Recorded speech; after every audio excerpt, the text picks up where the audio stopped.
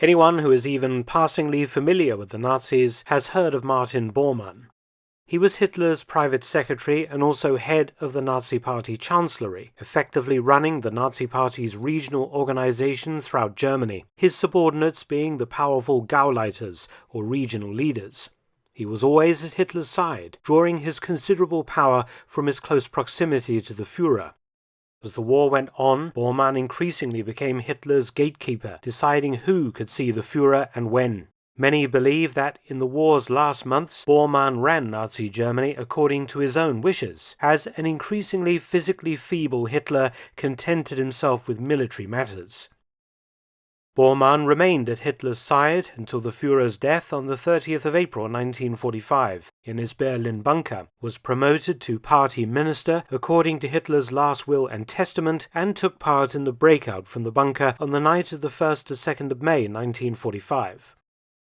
Thereafter, he disappeared until his skull was discovered under suspicious circumstances on a West Berlin building site in 1972. I've already made a series of videos about Bormann's possible survival post-1945, link in the end screen.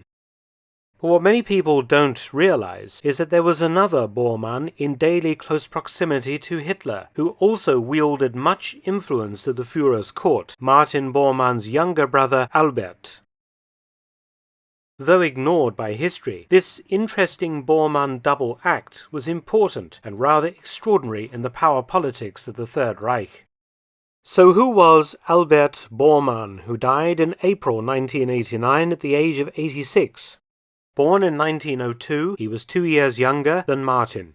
Martin served in the army as an artilleryman in 1917-19, but Albert didn't have any military service due to his age. Martin Bormann had first become associated with the Nazis in 1927. In 1931, Martin helped his younger brother Albert to obtain a position in Munich with the Nazi Party Relief Fund. Albert had also joined the paramilitary National Socialist Motor Transport Corps, the NSKK, an organization providing vehicle training, also cars, motorbikes, and other vehicles to permit Nazi mobility, this organization having been founded by Martin Bormann. Albert would remain an officer in this organization until 1945, reaching the rank of NSKK Gruppenführer, or Lieutenant General, and was nearly always seen dressed in the organization's green tunic with its red rank patches. In 1938, Albert became part of a small group of personal adjutants to the Führer, and he maintained a friendship with the head of Hitler's Chancellery, Dr. Philipp Bühler. Albert's position was Chief of Main Office 1, Personal Affairs of the Führer, post that was outside the control of his brother. Their relationship steadily deteriorated, partially after Martin bad-mouthed Albert's Hungarian wife. Albert's job was to be at Hitler's side, dealing with much of the Führer's routine correspondence and many other official tasks, all outside of his brother's control. Martin derisively called Albert, quote, the man who holds the Führer's coat, end quote, and though both men had daily dealings with Hitler, working in the same places at the same time, their feud was such that they never directly spoke or even acknowledged each other's existences. During his long service on Hitler's staff between 1938 and 1945, Albert was awarded the Golden Party Badge, a special award for the most faithful, and also received several long service medals, including the Nazi Party Long Service Award in bronze and silver. Unlike Martin Bormann, Albert was given a way out of Berlin in April 1945. Operation Seraglio, the evacuation by air of Hitler, his staff and papers to Obersalzberg in Bavaria, had been put together by Martin Bormann to ensure that Hitler could continue the war from bunkers beneath his mountaintop house in the event the Red Army reached and surrounded Berlin. However, after the Red Army indeed reached Berlin's eastern suburbs on the 20th of April 1945, Hitler refused to leave the city, preferring to take personal control of its defense.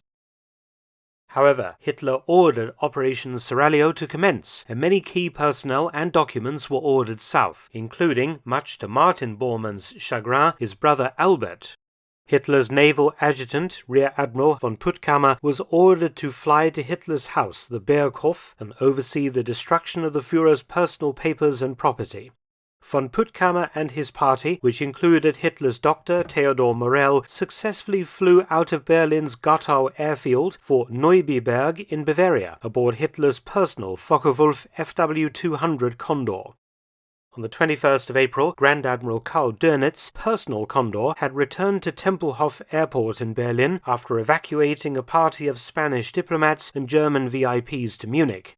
The Grand Admiral had placed his aircraft at the Reich Chancellery's disposal, since he had departed to northern Germany to command military and naval forces there. Dönitz's Condor touched down at Tempelhof to be met by 3 black Mercedes limousines from the Reich Chancellery. They carried Albert Bormann, his family and personal staff, and some 25 personnel from the Führerbunker. The pilot, Luftwaffe Captain Hustlein, soon had passengers and baggage loaded aboard, and the big Condor took off, dodging into the thick cloud cover to try and avoid roving Soviet fighters and flak.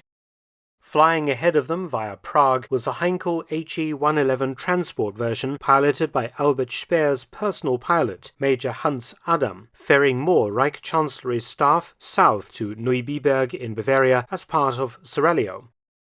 Armaments Minister Speer's personal Focke-Wulf Condor had been destroyed on the ground by Allied bombing, causing the transfer onto the smaller and less comfortable Heinkel.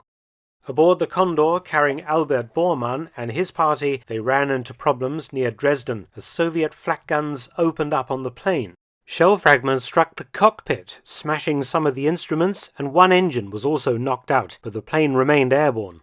The Heinkel 111 reached Neubiberg airfield minutes before the Condor and landed safely. But as the Condor made its final approach to the almost blacked-out airfield, Captain Hustlein saw with horror that the Heinkel was still on the runway ahead. Hustlein touched down and applied the brakes so hard that all 4 tires blew out, but a ground collision was narrowly avoided. Albert realized that the Third Reich was basically finished, and he wisely moved into the Hotel Post in Hintersee near Berchtesgaden to await events, along with one of Hitler's secretaries, Christa Schroeder. Berchtesgaden and Hitler's mountain village fell to French and US forces on the 4th of May 1945, the entire area coming under US Army control. Albert decided to leave his family at the hotel and go into hiding under an assumed surname, Roth. US intelligence officers arrived at the hotel on the 28th of May and questioned his wife. They also arrested Christa Schroeder and took her away to be questioned about Hitler and his demise. Albert Bormann managed to remain undetected until April 1949, working incognito as an agricultural laborer until the Americans finally caught up with him. He was questioned extensively about Hitler and also his brother Martin. The Allies were still looking for Martin Bormann, who was believed to be the most senior Nazi to have escaped justice.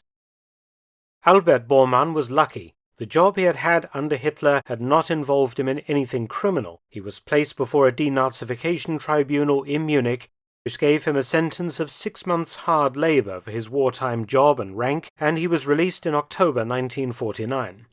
Albert settled in Munich, where he lived for the next 40 years, refusing all interview requests regarding his infamous brother. And he signally failed to write down and publish his memoirs, and because of these facts, he has remained a rather enigmatic figure in the history of Hitler's inner court. Thanks for watching, please subscribe and share, and also visit my audiobook channel, War Stories with Mark Felton. You can also help to support both of my channels at PayPal and Patreon, details in the description box below.